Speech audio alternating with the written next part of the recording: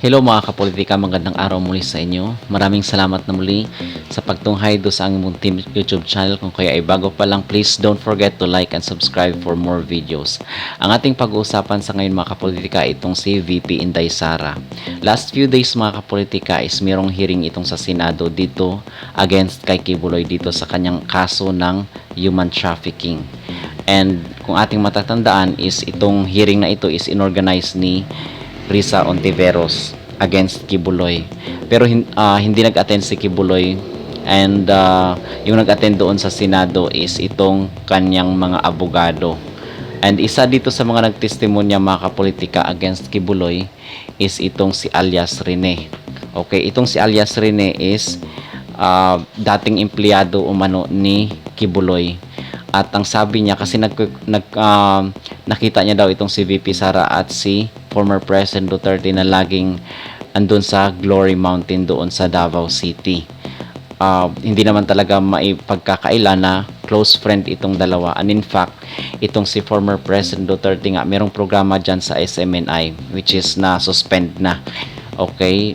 And itong si alias Rene, ang sabi niya is noong time daw na nagkukwentuhan itong si Kibuloy at sila former President Duterte is meron itong ibinigay na bag of guns.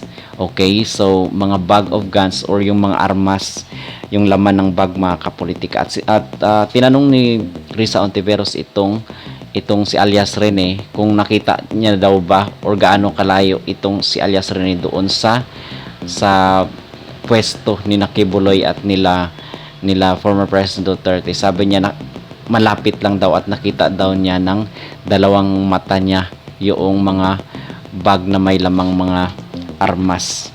Itong si alias Rene mga kapolitika is dati itong empleyado ng ni Kibuloy dyan sa kanyang Kingdom Nation, pero umalis na siya.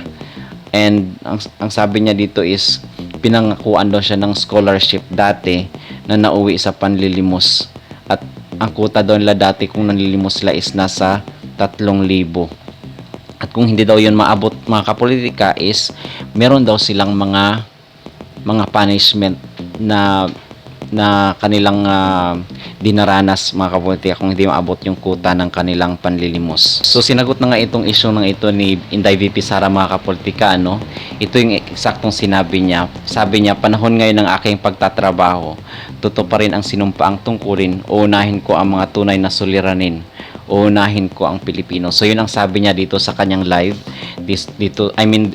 May video siyang in-upload dito sa kanyang FB page mga kapolitika. And magbibigay din tayo ng reaction hinggil dito sa usaping ito, kasi ito talagang issue na ito mga kapolitika is hindi talaga ikinagugulat na, kasi nga sinisingle out nga talaga itong sila Duterte, even though ang issue dito or ang sentro ng kailang hearing is si Kibuloy, but the fact na friend sila nila Duterte is hindi talaga maiiwasang mabanggit itong pangalan nila former President Duterte, which is hindi naman talaga natin ikinagulat kasi time na ito ng mga black propaganda against Duterte. And itong hearing sa Senado mga kapolitika nila Kibuloy is dapat naman talagang harapin ni Kibuloy itong mga kasong ito, but to the point na isali itong former President Duterte is ibang usapan na po yun, which is nabibigyan na ng kulay ng politika.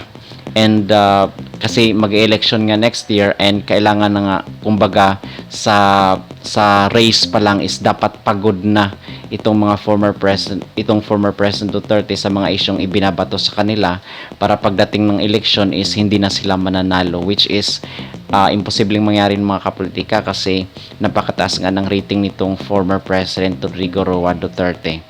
At totoo yung sinabi ni VP Sara na panahon ngayon ng pagtatrabaho niya. So tama yung sinabi niya at yung ginagawa niya na dinidedman niya na lang yung issue instead na pinapatulan pa itong mga walang kakwenta-kwentang hearing dyan sa Senado, instead na magtrabaho na lang sila para sa bayan, is tupagin pa nila itong mga allegations or mga accusations na ito na hindi naman natin alam kung ito ba ay totoo or ito gawa-gawa lang. And sa ating pagkakilala kay VP Sara mga kapolitika, no, hindi naman siya mahilig talaga sa guns, and nakikita ko nga dati na mahilig talaga siya sa hiking. Okay, pumupunta siya ng bundok at nag-hike siya. But itong papa niya, yes, ito ang mahilig talaga sa armas kasi sharpshooter ito.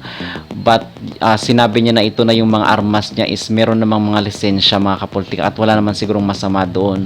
At ang tanong din natin, mga kapolitika, bakit sinisingil out ng itong si former President Duterte na marami namang mga politiko dyan na maraming mga armas, bakit yun ang hindi nila hindi nila halughugin at yun ang hindi nila husgahan or imbestigahan, mga kapolitika?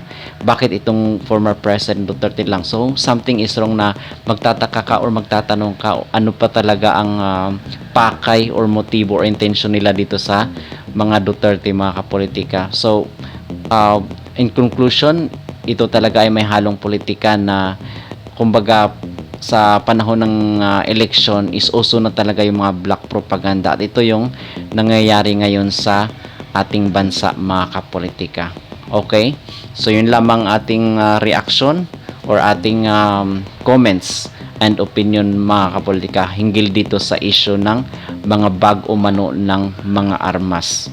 Alright, maraming salamat na muli, mga kapolitika, sa pagtunghay dito sa aking munting YouTube channel. Kung kaya ay bago pa lang, please don't forget to like and subscribe if you like my videos.